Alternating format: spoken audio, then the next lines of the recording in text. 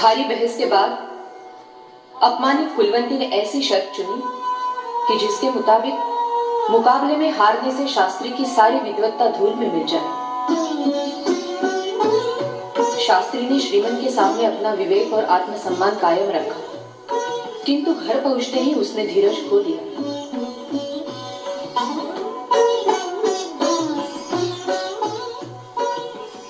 मुकाबले की तिथि निश्चित हो गई। कुलवंती खुशी से झूम उठी और शास्त्री का मन भय और चिंता में डूब गया। लक्ष्मी को मुकाबले की शर्त का पता चला। पति के भविष्य के बारे में सोचते सोचते वह व्याकुल हो गई।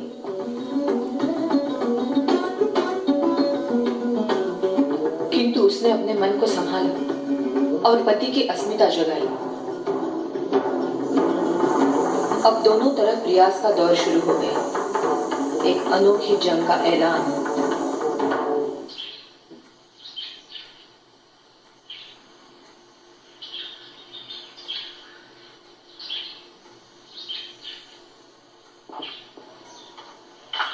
कौन है वो उन्मत्त? कौन है वो धर्मभ्रष्ट? कहां छिपा है? सामने आ जा। ये आप क्या सुन रहे हैं? जहां प्रातःकाल में वेद घोष गूंजना चाहिए, वह बाजों का शोर। इसका क्या अर्थ है? नमस्कार कर रही हूँ। अष्टपुत्रा सौभाग्योति भव। जवाब नहीं देता, पत्थर जैसा खड़ा है। अरे शतमूर्ख, इस नगरी के ब्रह्ममुद्दों के मुख से। बहू, तू यहां क्या कर रही है? तू अंदर जा। बाबा, आप अंदर नहीं आएंगे? नहीं, इस घर की दहलीज लांघना में मां बाप समझते हैं। बाबा, आप गर्म दूध भी नहीं पिएंगे? नहीं, इस घर का पानी भी पीना नहीं चाहते। लेकिन आज तो शुक्रवार है और शुक्रवार के दिन दूध पीने के लिए मना नहीं करते बाबा। तर्कतार्थ करती है हमारे साथ। अच्छा, पीते हैं।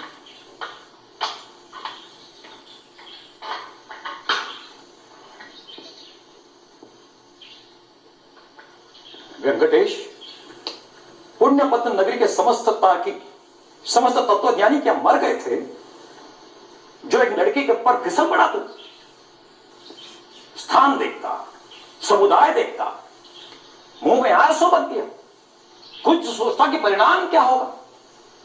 और अब 4 दिन मृदंग पीट कर प्रतियोगिता में उतरेगा उसके साथ। वो जो 12 घाट का पानी पिए इसके विरुद्ध। पुरुष होकर एक स्त्री से, वो भी एक तुच्छ स्त्री से मुकाबला। छी छी छी छी, सारी विद्वत्ता, सारा पांडित्य धूल में मिला दिया तूने। पंडितों के काम मुंह दिखाने लायक नहीं रखा है तूने। अधपतन, घोर अधपतन। लीजिए बाबा।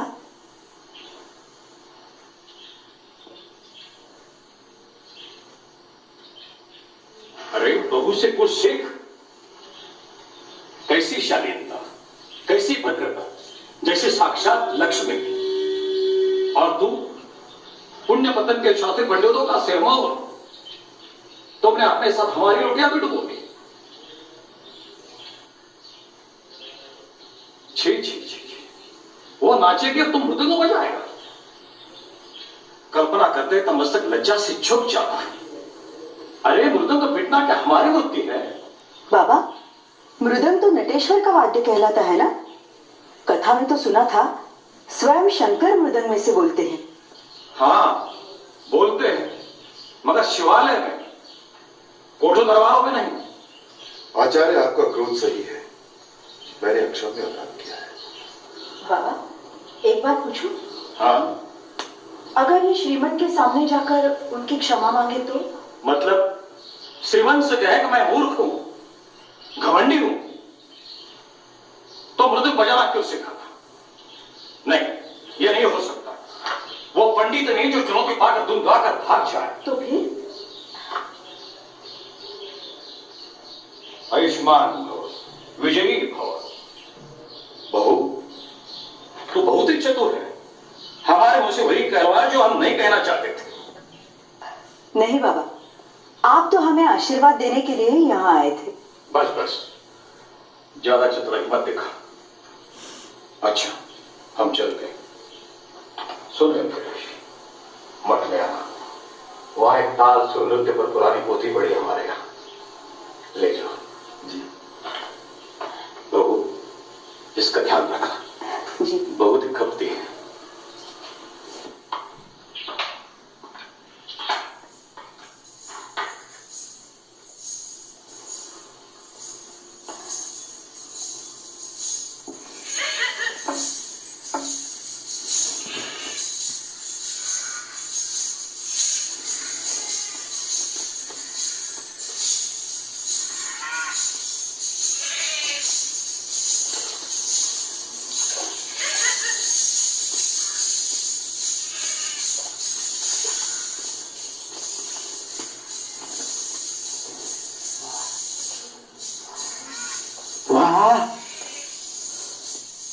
क्या भाग्य रेखा है। ऐसे शुभ लक्षण हजारों में कोई भाग्यवान ही पाता है। कन्या, कन्या रूपवती तो तुम हो ही, लेकिन भाग्यवती भी हो। देखो देखो तुम्हारी भाग्य रेखाएं क्या कहती है। देखो तनिक नजदीक तो आओ। मगर आप है कौन? हम अब अपने मुंह से क्या कहे। हमें ज्योतिर्विद्या विशारद दारो शंकर पंडित कहते हैं। हम संगीत जानते हैं, नृत्य भी जानते हैं। श्रीमंत हमें रसिका गणी कह के पुकारते हैं। अच्छा परसों नृत्य की मजलिस में कहीं दिखाई नहीं पड़े आप? सो तो हमारे यहाँ शास्त्री पंडित आए थे धर्म निर्णय कराने, सो नहीं आ सके। फिर यहाँ किस लिए आए हैं हम? नहीं वो फुलवंती भाई रियाज चल रहा है ना, इसलिए सोचा। क्या सोचा? कन्या, कन्या तुम इतना गुस्सा क्यों करती हो? क्या तुम मेरे मन की बात नहीं जानती? बिल्कुल। मैंने आपके मन की बात अच्छी तरह से जानी है, मगर मेरे मन की बात तुम नहीं जानती। कन्या, कन्या बचाओ।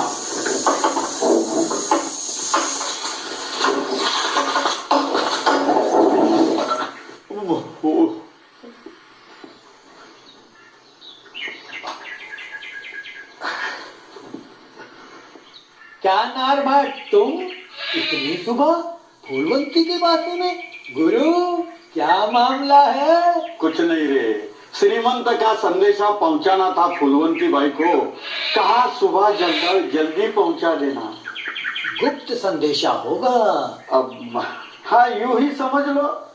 तब तो इनाम भी तगड़ा होगा। सेवा का क्या इनाम लेना भिकम्बर। तू लंगड़ा कर क्यों चल रहा है? कहा सीधा तो चल रहा हूँ। झूठ बोलता है तू। तू पिटकर मार खाकर आया है। श्रीमंत को तू ही मिला था संदेशा देने को। तुझे 100 दफा कहा, पांव पसारने के पहले चादर देखा कर। क्या हुआ बता। बताता हूँ, पहले यहाँ से चलो। कोई मिली खबर? मिली? अरे उन्होंने मेरी खबर ली, कुत्ता समझ के लाठी फेंक मारी। क्या हमें कुत्ता समझा? चल देखता हूँ। अरे रहने दे बेगम्बर, वो नर्तकियों की जमात। पूरी लुल्लू बुलवाने में क्या रखा है। हम प्रतिष्ठित। चल।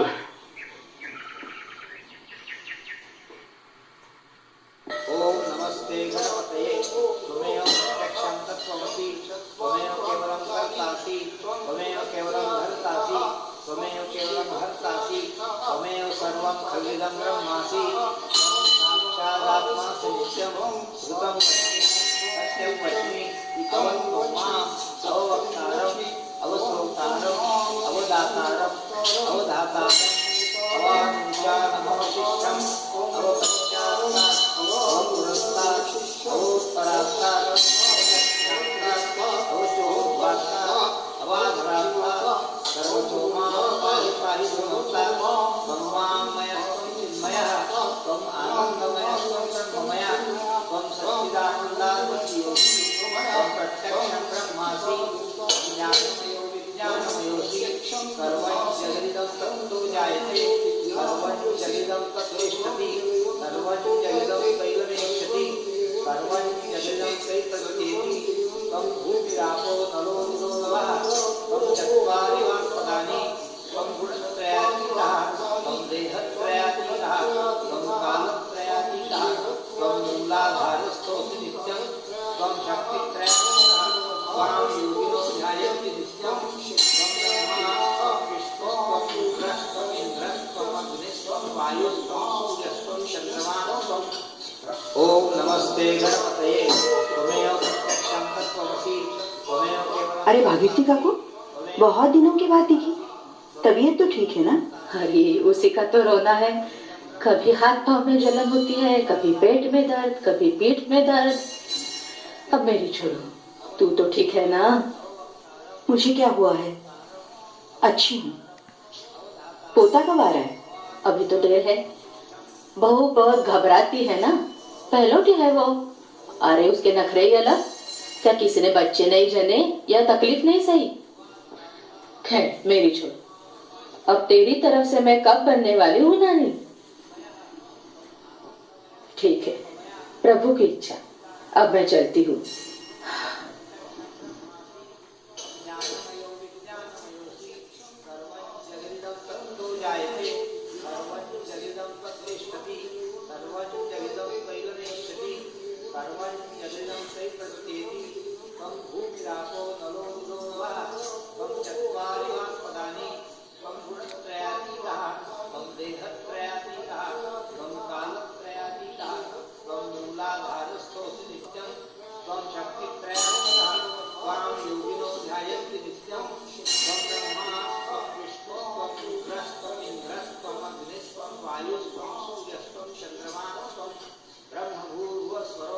लक्ष्मी, अरे ओ लक्ष्मी, ठहर तो, मैं भी आई। बड़ी हिम्मत वाली है तू। क्यों, क्या हुआ? तूने अपने पति को अनुमति भी दे दी। कैसी अनुमति? मन मत, नर्तकी का मृदंगिया बना दिया तूने अपने पति को। वो तो दरबारी मुकाबला है सत्यम बुआ। हाँ? चूल्हे में जाए ऐसा मुकाबला? अरे तेरी खोपड़ी में इतनी भी समझ नहीं आती कि शास्त्री जी हारेंगे तो तू हारेगी, लेकिन वो जीतेंगे तो भी तू हारेगी। मैं समझी नहीं। बेकार तूने औरत का जन्म पाया। तेरे के तभी अकल आएगी जब शास्त्री किसी दूसरी को घर ले आएगा। उस नर्तकी को बोल, छाती पर मूंग डलेगी वो, और तू उसके पैर दबाएगी दासी बनकर। तू कोई नई नवेली तो है नहीं कि नादान हो। तूने इतने बरसों में मर्द की चतुराई नहीं जानी तो बीवी किस काम की? उन दोनों में साठ गांठ नहीं हो सकती क्या? शास्त्री और उसमें अच्छा खासा पाठा है, नाम है, और क्या चाहिए? दौलत तो उसके पास है ही। कह दिया होगा, मैं हार जाऊंगी, तुम मुझे जीत के घर ले आना। शास्त्री का नाम भी न डूबेगा और अपना तो काम बन जाएगा। अरे डायने होती है, डायने। क्या कहती हूँ सत्यम बुआ, ऐसा कभी हुआ है? ऐसा ही होता है, हर रोज हो रहा है। इसीलिए तो तुझे सावधान कर रही हूँ। अभी भी वक्त है। कब है मुकाबला? अगले सप्ताह। अगले सप्ताह? फिर तो बहुत समय बाकी है। अभी से फैल फट्टा दिखाना शुरू कर दे। व्रत उपवास कर, पानी तक मत पी, कुएं की जगत पर बैठ जा पैर लटका कर। किसी तरह उसे रोक मृदंग बजाने से। मैं कल आऊंगी, उसे भी फटकारूंगी। क्या इसीलिए तुझे लाया था अग्नि ब्राह्मणों के साक्षी 7 फेरे लगाकर? और हाँ, घबराना मत, मैं जो हूं तेरे साथ। अच्छा, मैं चलती हूँ।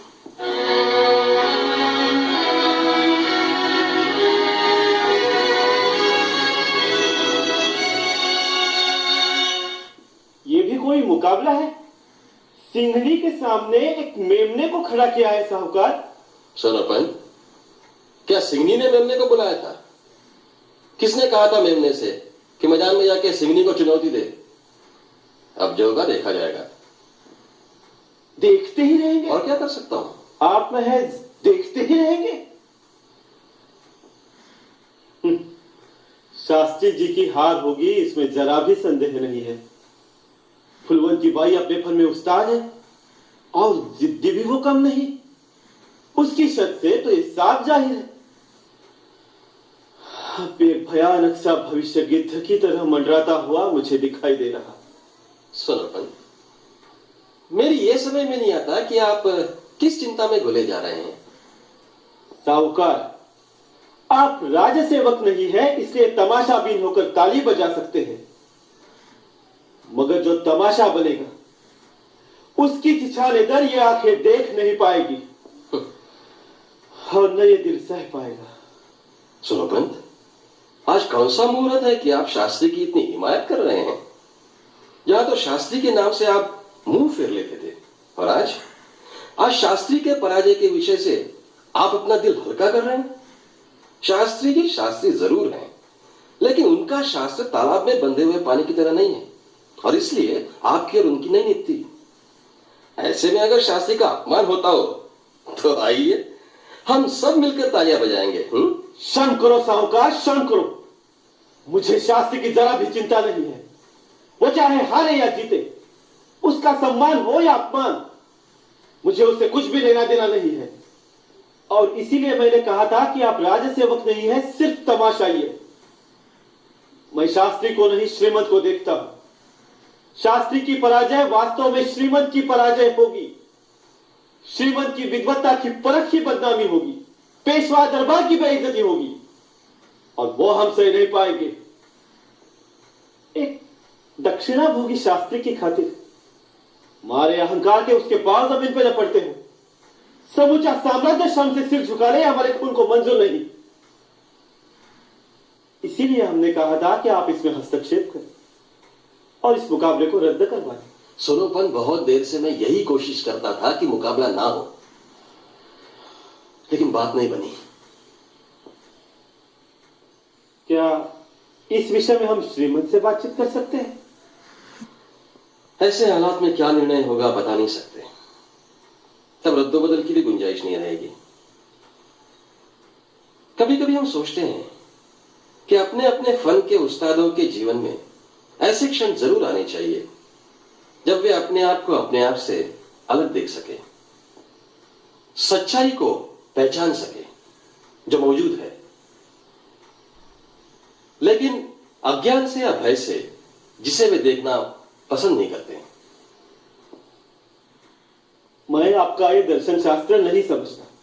मैं सूरज को समझता हूं, चांद को समझता, उसकी रोशनी में काम करना समझता हूं, और इसीलिए कहता हूं कि यह मुकाबला नहीं होना चाहिए, क्योंकि इसका नतीजा क्या है हम पहले से ही जानते हैं। चाहता तो मैं भी हूं ये सोनोपंत। अगर आप कह रहे हैं तो मैं एक बार और कोशिश करके देखूंगा, आगे जो भगवान को मंजूर हो।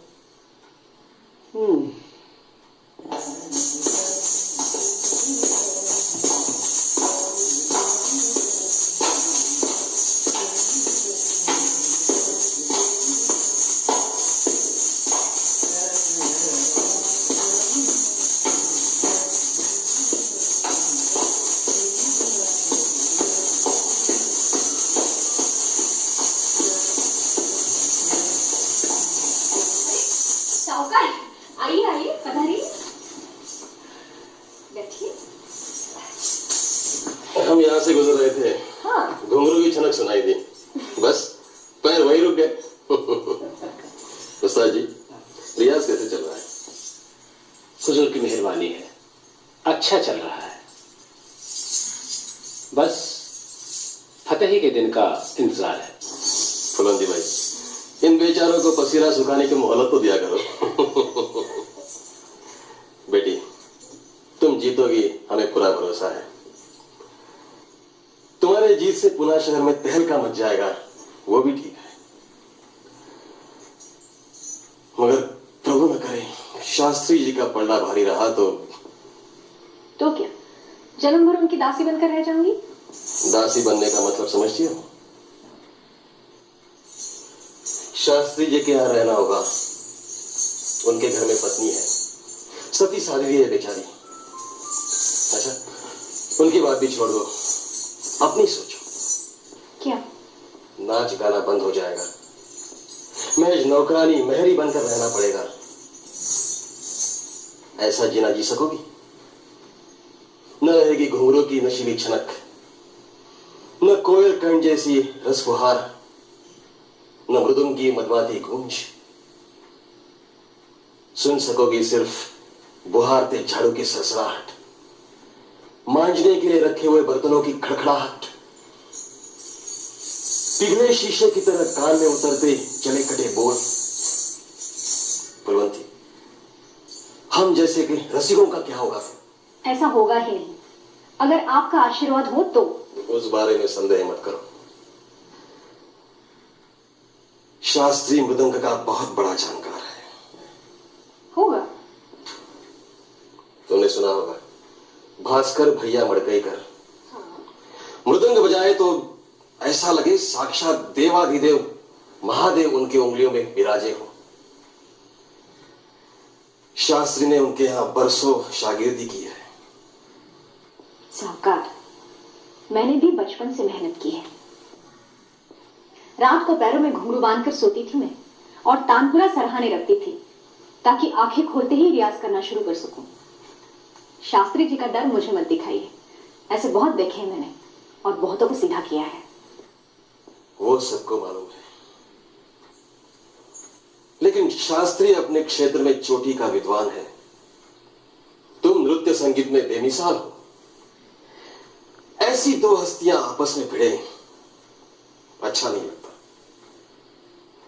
बेटी, मैं चाहता हूं ये बात यहीं खत्म हो जानी चाहिए।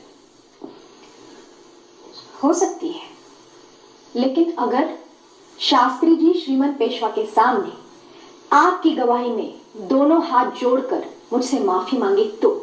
देखिए साहूकार, मैंने तो नहीं कहा था आ बैल मुझे मार। अगर वो सिंह उठाकर लगता है तो मैं भी उसका सिंह तोड़कर ही रखूंगी। मैं भी कुछ कम नहीं हूं। न जाने श्री गणाधीश क्या चाहते हैं। खैर छोड़ो इन बातों को। ये बताइए कि आप मेरा फतेह जश्न कैसे मनाएंगे? जैसा तुम चाहोगी। देखिए, पीछे मत हटिए। हमारा वादा है।